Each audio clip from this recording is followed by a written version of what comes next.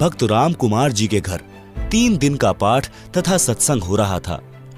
गांव में पुरुष सत्संग को पाखंड मानते हैं, क्योंकि पुराने जमाने में सत्संग का आयोजन वृद्ध स्त्रियां करती थी। रात्रि में सत्संग करती थी, दिन में पुत्र वधू को, भाई भतीजों को गालियों से कोसती यानी बद्दुआ देती थी। इसी तरह की घटनाओं से सत्संग नाम से लोगों को एलर्जी थी। भक्त राम कुमार जी के पूरे परिवार ने दीक्षा ले रखी थी। उनको पता था कि यह सत्संग भिन्न है। जब राम कुमार जी के पिताजी को पता चला कि हमारे घर में बड़ा बेटा सत्संग करा रहा है, तो बहुत बेइज्जती मानी और सोचा कि गांव क्या कहेगा। इसलिए वह वृद्ध 3 दिन तक अपने बड़े बेटे के घर पर नहीं आया। छोटे बेटे के घर चौबारे में रहा। दिन में खेतों में चला जाए, रात्रि में चौबारे में हुक्का पीवे और दुख मनावे कि ये कैसे दिन देख रहा हूं। रात्रि में दास यानी लेखक ने सत्संग किया। लाउड स्पीकर लगा रखा था। राम कुमार के लड़के को पता था कि दादाजी ऊपर चौबारे में हैं। उसने एक स्पीकर का मुख दादाजी के चौबारे की ओर कर दिया।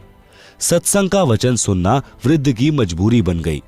2 दिन सत्संग सुनकर वृद्ध तीसरे दिन पाठ के भोग पर राजकुमार जी के घर आ गया। राजकुमार जी की पत्नी ने बताया कि मैंने सोचा था कि बूढ़ा बात बिगाड़ने आया है, महाराज जी को गलत बोलेगा। पाठ का भोग लगने के पश्चात राजकुमार जी के पिताजी मेरे सामने बैठ गए और कहने लगे, महाराज जी, मैं तो इस सत्संग से घना नाराज था, परंतु 2 दिन आपकी बात सुनी, मेरे को झंझोड़ कर रख दिया। मैंने तो मनुष्य जीवन का पूरा ही नाश कर दिया। मैंने 8 एकड़ जमीन और मोल ली, दोनों बेटों को पाला पोसा, दिन रात खेती के काम में लगा रहा। आपके विचारों से पता चला कि मैंने तो जीवन नाश कर दिया।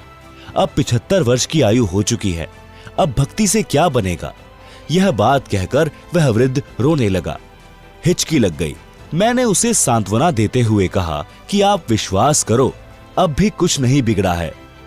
एक उदाहरण तो गुरुजी से इस दास यानी रामपाल दास ने सुना था। बताया कि जैसे कुएं में बाल्टी छूट गई हो और उसकी नेजू यानी रस्सी जो बाल्टी से बांधी जाती है, जिससे बाल्टी द्वारा कुएं से पानी निकाला जाता है। पुराने समय में कुएं लगभग 100-150 फुट गहरे होते थे, भी कुएं में जा रही हो। यदि दौड़कर नेजू को पकड़ने की कोशिश करने से नेजू की पूंछ यानी अंतिम सिरा भी हाथ में आ जाए तो कुछ भी नहीं गया, बाल्टी भी मिल गई और पानी भी प्राप्त हो गया। यदि यह विचार करें कि बाल्टी तो गई, जाने दे तो मूर्खता है। इसी प्रकार आपकी आयु रूपी नेजू की पुछड़ी यानी एंड बची है। अब दीक्षा लेकर सर्व नशा त्याग कर मर्यादा में रहकर साधना करो, मोक्ष हो जाएगा।